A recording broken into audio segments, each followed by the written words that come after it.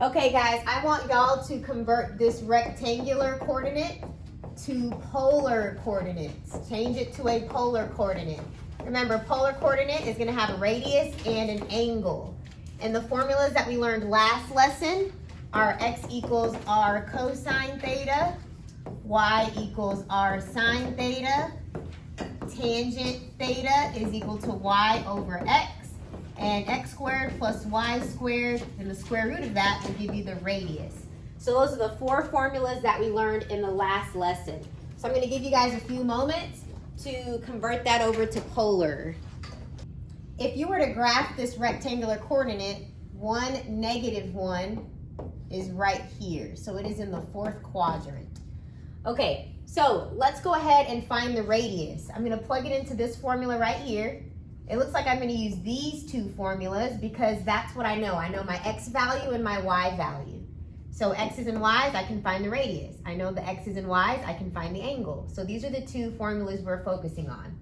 So I have 1 squared plus a -1 squared. This is 1 plus 1, which is the square root of 2. So I know that the radius is square root of 2. Now let's find that angle. We're going to use this formula, and if I want to know the angle, you're going to do tangent inverse of y over x, so -1 over 1. And what did that give you guys? Negative 45 degrees. Okay, great. So guys, I want to, this is in the 4th quadrant. I want to be in the unit circle. The unit circle goes from 0 degrees to 360 degrees. So I have a negative angle. They told me that this angle was, they went this way, they went backwards, negative 45 degrees. How do I get on the unit circle? What should I do? Add 360. Yep, just add 360, add a loop, add a circle. So if I do negative 45 degrees plus 360 degrees, what will I have? 315.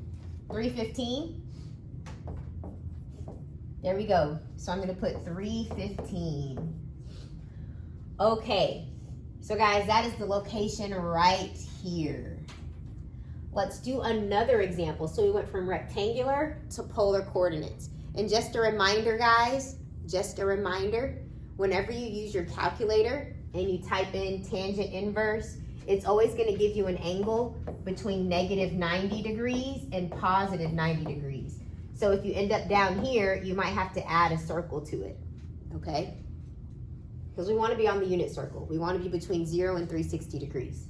Okay, let's try another problem. -4, -7. I want you guys to change this to polar. Ready, go. All right, so guys, I have this formula right here to find the radius. So I'm going to do -4, and I'm going to square it, plus -7, and I'm going to square it. So this will give me 16 plus 49. What did you guys get for this? 65. Square root of 65? Perfect. Okay, so that's my radius, square root of 65. And now let's find the angle. Now guys, -4, -7 is down here. This is quadrant 3. So we need to make sure whatever angle we get, it's going to be in quadrant 3. So let's go ahead and do our formula. Tangent inverse of y over the x, -7 over -4. What did that give you guys? 60. Okay, about 60 degrees. Okay, so that is not in the 3rd quadrant. 60 degrees is between 0 and 90. That's like up here. So what should I do to get into the 3rd quadrant? Add 180. You're going to add 180 degrees. So add 180 to that. What did you guys get? 240. 240 degrees. Any questions on this? Okay, so for this example, the last 2 examples, we went from rectangular to polar. We're going to do an example where we go the other way around. Okay. -2 and 7 pi over 6. So this is your radius, this is your angle. Let me know what the rectangular coordinates are. That means I want x and y.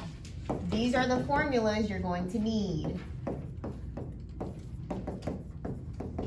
I'm gonna write all the formulas down. You guys need to be able to tell which one you're using.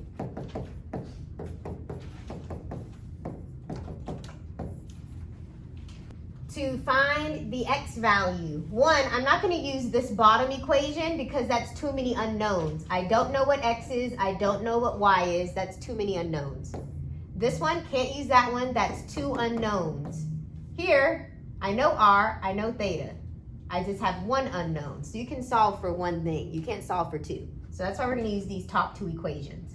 So to find x, we're going to use r, and then cosine at 7 pi over 6. So if you think about the unit circle, 7 pi over 6 is right here. This is 7 pi over 6. The coordinates there are negative square root of 3 over 2 and 1/2. So cosine is this x value. So that means this is negative 2 times a negative square root of 3 over 2. So the 2's will cancel. A negative and a negative is positive. So your answer is square root of 3. So that is the x value.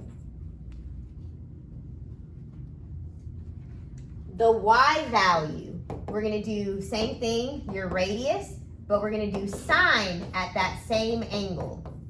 So at 7 pi over 6, sine is 1/2. So you get negative 2 times, and sorry, this is a negative 1/2 because you went left and down. So that's a negative 1/2. Your negatives make a positive, and 2 over 2 is just 1. So your y value is 1. Okay, interesting. Notice, guys, that we're at this angle, but your radius is negative. That means you didn't go out to like one space, and you're right here. You actually went backwards. So from this angle, you go back negative 2. So you're at this angle, 7 pi over 6. You're at this angle, but instead of going forward 2, you're going backwards 2. So you're actually right here. That's why your point gave you something in the first quadrant. Okay? Any questions on that? Okay, so let's recap something really quick. So reviewing polar coordinates, let's say I'm right here. At this point, guys, what is my radius and what is my angle? What ring am I on? 4. Yep, I'm on the 4th ring.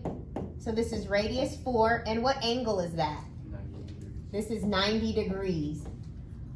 Or I can call this angle, I can go negative 4, and right across from 90 degrees is 270 degrees. So if you're at this direction, if you're facing the 270, but you go backwards negative 4, this is still the same point. So you can call this angle 490 or negative 270. That is the same location, okay? Another example. Let's say this right here. This point is called 2, and this is at 30 degrees. You can also call it negative 2, and let's see what that would be.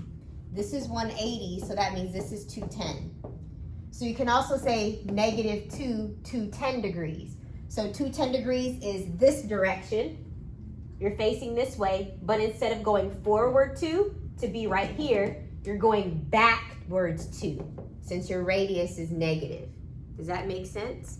Okay, so that's kind of similar to what we just did in that last problem where we were down here, but it was a negative radius, so you ended up here.